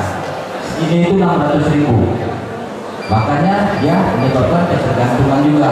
Jadi sebaiknya adik-adik hindarilah dulu, ya, hindari, tolong hindari.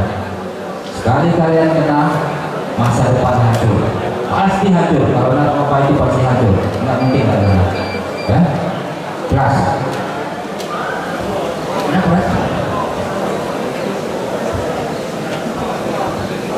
Masih ada? Sini.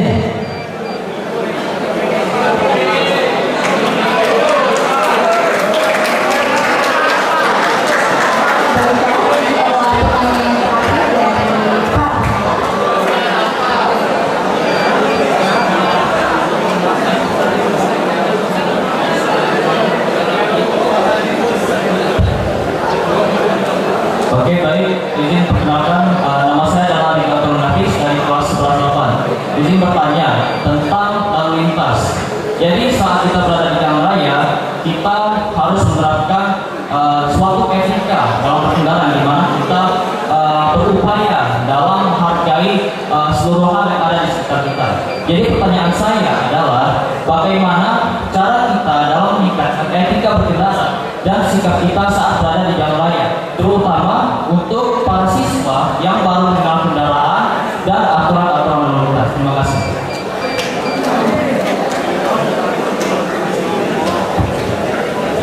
Baiklah, perkenalkan saya Dr. Fadil dari kelas 10. Jadi kali ini saya ingin bertanya tentang narkoba. Nah, itu bagaimana cara kita agar mengidentifikasi orang-orang yang sudah terkena narkoba di sekitar kita. Cara mengidentifikasi orang-orang yang sudah terkena narkoba di sekitar kita. Dan selanjutnya itu tentang pengujian. Nah, jadi bagaimana jika pengujian itu dilakukan oleh orang yang bukan merupakan anak-anak alias orang dewasa, dan bagaimana jika pengujian tersebut dilakukan oleh orang yang bukan anak-anak alias dewasa, itu bagaimana prosedurnya? Ya. Ya, dua ya. Perkenalkan nama saya Raja Muhammad dari kelas 11 izin bertanya. Apa sejarah awal narkoba yang di Indonesia, sama bagaimana jika kita terjebak sampai pengen narkoba, padahal kita selesai tidak ada menggunakan narkoba, tiba-tiba barangnya ada di kantong atau ada satu yang menjemput, gimana cara anda ini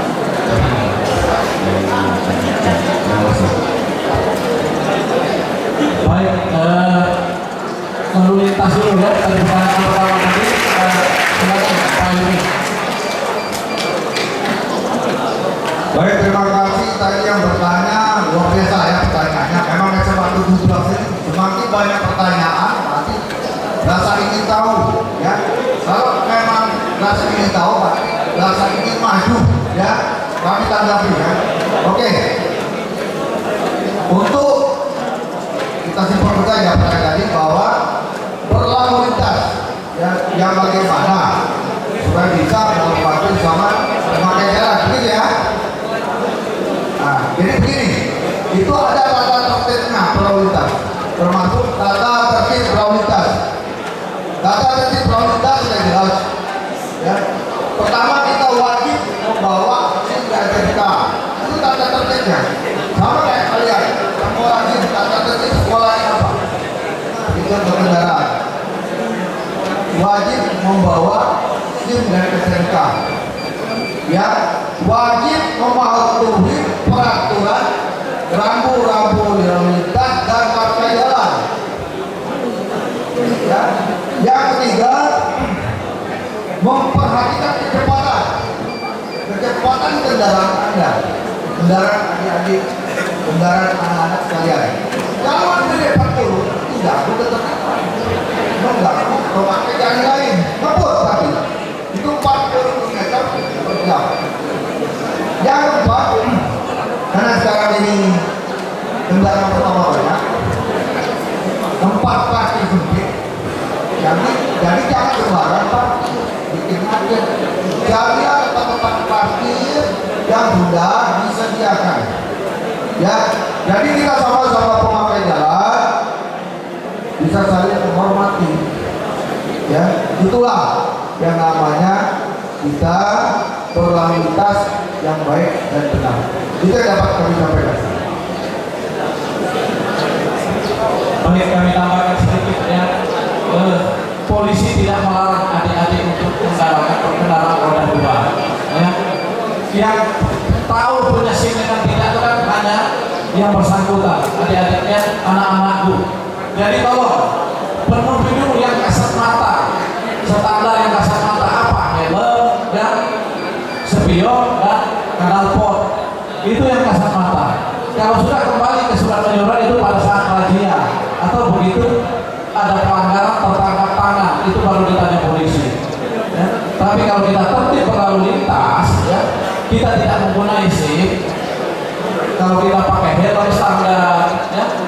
spion, tidak kena portasi, membawa kendaraan tidak dengan ugal-ugalan. Mungkin polisi maklum, ya, karena di Palembang juga belum ada angkutan khusus pelajar, belum ada. Kita tidak menyalahkan juga, ya, tidak menyalahkan juga. Kalau orang tua mungkin sibuk, yang kerja di swasta kan tidak mungkin masuk terlambat gara-gara mengantar anak. Pasti mengantar buah bapaknya. Jadi silakan, ya, kami tidak melarang selama itu tidak melakukan pelanggaran yang kasat mata. Tapi bukan kami mengizinkan, bukan. Bisa-bisa lah, ya. Banyak jalan tikus di kota Palembang ini. Jangan lewat jalan-jalan protokol, kalau lewat jalan Sudirman, ya, jalan-jalan besar itu pasti ada petugasnya. Silakan cari jalan yang tidak ada petugasnya. Tapi tolong jangan kebut-kebutan. Nanti kalau kami larang, kami pulang ke sini. Polisi banyak larang baik. Solusinya apa? Itu kami kasih solusi juga. Karena, ya, kami yakin yang di depan kami ini banyak yang membawa kendaraan roda 2 dan banyak juga yang bawa kendaraan roda 4. Ya, itu dari kami tambahkan. Kemudian masalah narkoba, bandar-bandar narkoba atau pengedar narkoba itu rata-rata tidak memakai, bukan pemakai. Jadi di undang-undang sudah jelas harus ada padanya, ya. Walaupun barang itu belum tentu punya dia, tapi pada saat dilakukan penggeledahan oleh petugas, barang itu ada padanya. Ya mau tidak mau, yang bersangkutan kita bawa dulu ke kantor polisi.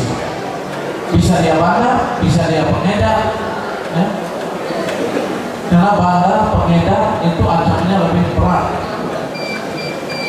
Karena seperti disampaikan oleh Pak Amri tadi, narkoba itu menjanjikan, ya, berapa harga barang itu di luar negeri. Ekstasi itu hanya 5.000 perak, ya, di Cina sana. Sampai Palembang 250.000, 300.000. Berapa keuntungan yang kita dapatkan? Kalau kita bicara tadi masalah, ya, keuntungan ekonomi. Tapi kalau orang sudah susah makan, kadang dia berpikirnya nggak sempit, tidak lagi dia mikirkan masalah kebuang atau tidak. Yang penting bawa dulu satu lewat. Ya. Jadi undang-undang itu jelas, barang harus pada. Kalau di dalam tas, ya, atau dalam kantong celana itu kan ada padanya. Kecuali dalam ruangan ini, begitu kita keluar acara ini, ada razia dari petugas, ditemukan narkoba di ruangan ini, kita bisa sama-sama menjawab bahwa barang itu bukan kita, karena ruangan ini ruangan umum. Ya, tapi kalau ruangan itu terbatas, ya, yang punya ruangan harus tanggung jawab. Seperti ruangan bapak, mungkin kepala sekolah, begitu beliau pergi keluar, ada penggeledahan, kita temukan di situ, ya, kita bawa dulu bapaknya. Walaupun mungkin itu jebakan dari orang lain yang tidak suka dengan beliau, karena ruangan itu terbatas. Yang masuk ke situ, ya, bapak wakil kepala sekolah. Tapi kalau barang itu ditemukan di tempat umum, ruang kelas, di WC, ya, atau di halte, itu kita bisa mengatakan bahwa barang itu bukan kita. Pertama, Pak. Ini ada pertanyaan tentang proses hukum narkoba bagi orang dewasa. Yang mana tadi? Ya, proses tentang hukum bagi orang dewasa, ya, narkoba, ya. Ya.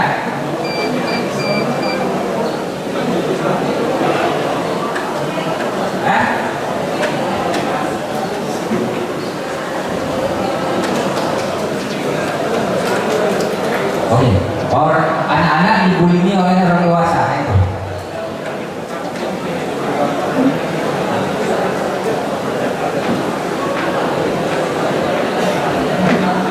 Anak-anak dibully oleh orang dewasa, ya, apakah bisa diproses tadi? Makanya kita pakai undang-undang perlindungan, ya, undang-undang umum KUHP, kalau undang-undang perlindungan anak. Kalau dia bully fisik, ya, seperti Bapak jelaskan tadi, penganiayaan 352, 351, ya, yang ancamannya 352 9 bulan, 351 5 tahun ke atas, ya. Kemudian kalau dia verbal bisa 335, 335 1 tahun ancamannya, bisa diproses, ya. Kalau memang dewasa. Kalau tadi pelakunya anak-anak, kita pakai undang-undang perlindungan anak. dewasa biasanya bully fisik, ya, jarang bully verbal, bully fisik. Itu kalau setelah dilaporkan atau viral kan, pasti akan diproses. Kalau kita biarkan akan terus terjadi. Ya, termasuk bully itu bisa kembali ke 368 pemerasan. Pemerasan itu kalau dia tiap hari minta dengan kita uang walaupun itu nilainya kecil, itu bisa kita laporkan. Ya, 368 pemerasan. Ancamannya berapa? 7 tahun ke atas bisa diproses. Jadi kalau minta sekali dikasih, 2 kali dikasih, besok minta lagi laporkan. Ya, itu pemerasan. Jadi hati-hati, termasuk juga 170. Kalau anak-anakku temannya ada yang berkelahi, ya, kalau cara memisah yang benar itu tariklah temanmu, jangan kau tarik musuhnya. Kalau musuhnya yang kau tarik kebetulan temanmu lagi memukul, dilaporkannya ya mau tidak mau kamu juga diperiksa, ya, dengan keberpihakan. Jadi teknis zaman mana Pak? Tariklah temanmu dulu, tarik temanmu, ya. Jadi di situ tidak ada unsur berpihakan. Nah, kalau kita berpihakan, kita pasti menarik musuhnya. Kebetulan musuhnya kita pegang atau kita tarik, teman kita tadi mukul, kena kita masuk 170 sekolah kita, ya. Mungkin itu ya yang bisa kami sampaikan. Lain waktu nanti kita bisa ketemu lagi. Yang terakhir, pergunakanlah waktumu di sekolah dengan baik. Masa remaja itu tidak akan terulang lagi, ya. Belajar, dan ada kegiatan lain, mungkin kegiatan olahraga, seni budaya. Tidak usah lagi nongkrong di jalan. Kalau jatuh hanya pulang dari sekolah, pulanglah. Kami masih ketemukan, ya, anak-anak nongkrong di biliar sambil merokok. Itu kami tanya rata-rata kelas 10, kelas 11. Kalau kelas 12 rata-rata mereka sudah mempersiapkan dirinya untuk sekolah. Memang kelas 10, kelas 11 itu lagi mencari jati dirinya, ya. Minta dikatakan dia yang paling raga, minta dikatakan dia yang paling gagah, ya. Minta dikatakan dia yang paling berduit. Itu kelas 11, kelas 10, kelas 11 itu semua ada padanya, ya. Itu pernah Bapak alami juga. Mungkin itu yang saya sampaikan Bapak, ya. Mohon maaf jika ada tutur kata kita lakukan yang kurang berkenan, ya. Kami mohon ampun, yang benar itu hanya milik Allah Subhanahu wa taala, ya. Yang salah berikannya. Kami akhiri dengan bila taufiq wal hidayah. Wassalamualaikum warahmatullahi wabarakatuh.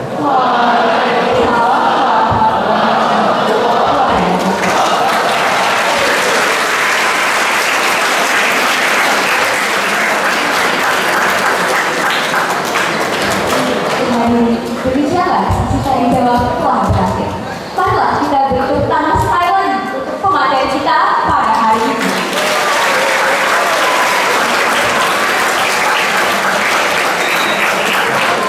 Terima kasih kepada Bapak Komponen Yunus Esos, Bapak Kompos Suhariman Hasan dan Bapak Ida Abidia telah memberikan informasi yang sangat berguna pada kita hari ini. Dan teman-teman perlu kita ingat bahwa kita jangan sekali-sekali memberikan narkoba dikarenakan ketika kita telah menyentuhnya sekali saja, maka masa depan kita akan suram dan juga hancur. Dan selanjutnya,